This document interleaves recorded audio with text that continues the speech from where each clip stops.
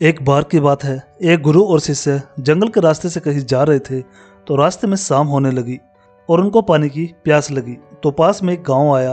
वो जैसे ही वह गांव में पहुंचे तो देखा कि एक झोपड़ी थी। वो झोपड़ी की तरफ गए और उन्होंने आवाज़ लगाई। तभी एक आदमी और उसकी पत्नी और साथ ही साथ में उनके 3 बच्चे भी आए जो फटे पुराने कपड़े पहने हुए थे। गुरु यह सब दृश्य देख रहे थे कि इतना बड़ा खेत है, उन्होंने इसमें फसल नहीं लगाई हुई है। तो गुरु ने सबसे पहले तो पानी के लिए आग्रह किया कि हमें पानी मिल सकता है। तो उन्होंने गुरु और शिष्य को पानी पिलाया। अचानक गुरु ने कहा कि अगर आप इसमें खेती नहीं करते तो फिर आपका जीवन यापन किस तरीके से चलाते हैं। तो उस आदमी ने कहा कि हमारे पास एक भैंस है और इस भैंस का दूध बेच करके पैसे कमाते हैं और इसी से हम आजीविका चलाते हैं। गुरु ने उनकी इस बात को ध्यानपूर्वक सुना और उनके बीच में कुछ देर तक बातचीत हुई, लेकिन अंधेरा हो चुका था। तो उन्होंने यह निर्णय लिया कि आज की रात हम यहीं रुकेंगे। तो लगभग मध्य यात्रा के करीब गुरु ने शिष्य से कहा कि हमें इस भैंस को ले जाना होगा और इस भैंस को ले जाकर कहीं जंगल में छोड़ना होगा। तो शिष्य ने सोचा कि इस तरीके का गलत काम भला मैं कैसे कर सकता हूँ। अगर मैं इस भैंस को लेकर के जाऊंगा तो यह आदमी बाद में अपना जीवन यापन कैसे करेगा। लेकिन गुरु का आदेश था, उसको करना पड़ा। वह अपने गुरु के साथ चला गया और आधी रात को गुरु और शिष्य निकल लिए, लेकिन भैंस को भी अपने साथ ले आए और बहुत दूर छोड़ दिया ताकि वहां से भैंस वापस अपने गांव में न आ सके।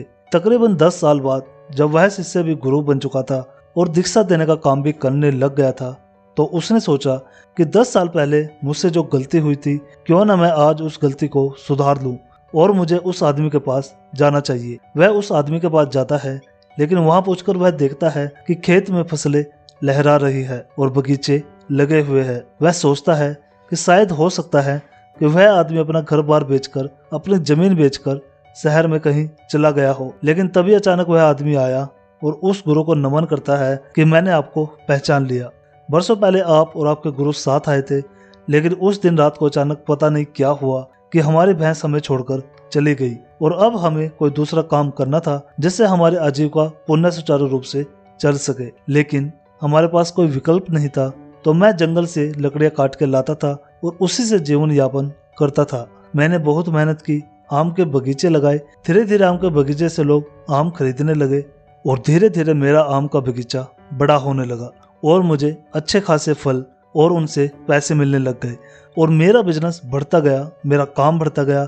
अंततः यह जो आप देख रहे हैं वह 10 सालों की मेहनत का नतीजा है।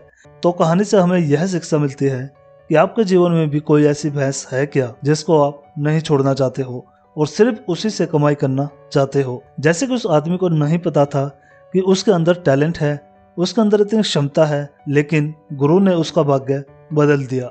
हमेशा परिवर्तन तभी होता है जब आपके पास कोई विकल्प नहीं होता है, और जब आपके पास कोई विकल्प नहीं होता है तो सिर्फ आपके पास जो रास्ता होता है आप उसी पर चलते हैं, और जब आप उसी रास्ते पर चलते हैं जीवन में आपको सफलता जरूर मिलती है। तो दोस्तों, अगर आपको यह हमारी कहानी अच्छी लगी तो हमारे चैनल को जो सब्सक्राइब करें, और इस कहानी से आपको क्या सीखने को मिला वो आप हमें कमेंट बॉक्स में भी जरूर बता सकते हैं।